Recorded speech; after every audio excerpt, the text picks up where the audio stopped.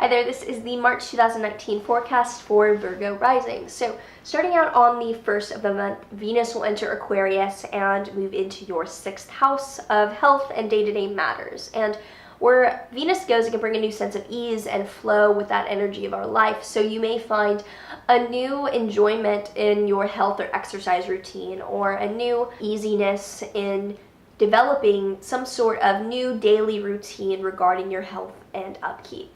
On the 5th, a Mercury retrograde will begin in your 7th house in Pisces. And this Mercury retrograde is particularly muddy and will probably result in notable misunderstandings or delays or not having all the information.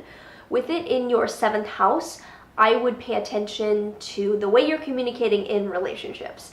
Be both open to changing plans and having to depart from really strict structures in your relationships, and also keep a sense of humor because details and words may be particularly mixed up. Overall, just be adaptable and also triple check within that adaptability, because more than likely you will learn flexibility in relationships during this time and how you're communicating and interacting with them. On the 6th, Uranus firmly enters Taurus in your 9th house. So about a year ago, Uranus entered Taurus, but then it retrograded back into Aries.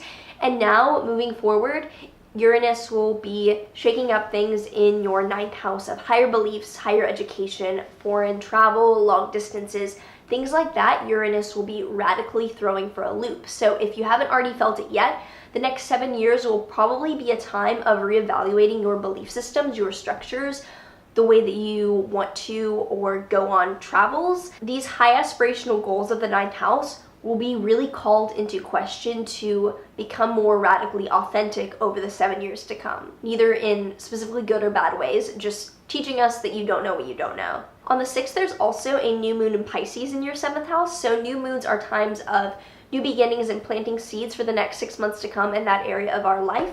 For you, it is in this relationship sector. So if you've been wanting to start out on some sort of new relationship endeavor, whether that is something in your current pre-existing bond you want to set out on, or that's putting yourself out there for dating or attracting some sort of relationship, romantic or not, just some sort of partnership you are keeping in mind you would like to develop, this is a good time to consider it and to plant the mental seeds to work through in the next 6 months to come. The middle part of the month, around the 14th to the 20th, Mars will trine both Saturn and Pluto, and this will bring in supreme harmony into both your 5th and 9th houses. So a house related to romance and creativity and children will be tied into a house related to foreign travel, higher education, spirituality, long distance goals. The 5th and the 9th houses will be an aspect of supreme harmony, which means that if there's something you've been wanting to do that involves both fun things and spiritual things,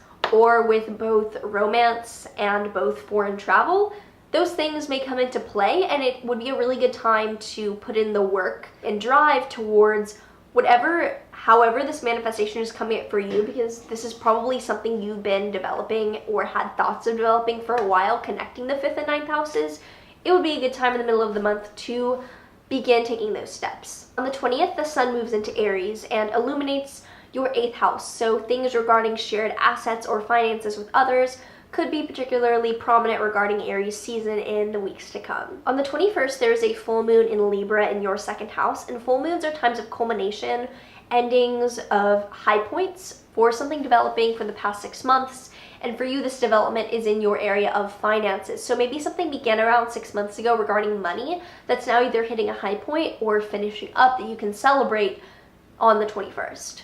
On the 26th, Venus enters Pisces in your 7th house, and on the 28th, Mercury stations direct in Pisces in your 7th house, which means that there's a new sense of ease and a new beginning of clarity in your relationship. So for the past month, there's been a big step backwards in terms of just taking some time to analyze instead of moving forward in your relationships.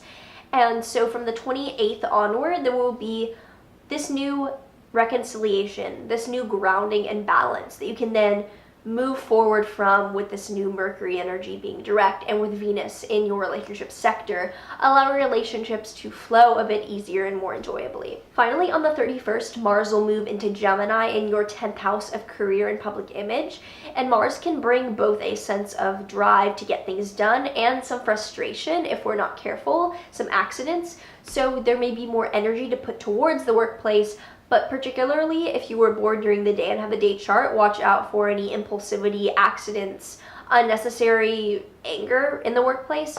Just direct that energy mindfully. So overall, this is definitely a month to reconsider relationships in your life and to reformulate the way that you interact with them in the world. So I hope this was helpful. I do private consultations at the link below. Like, subscribe, do all the things, and I will see you soon.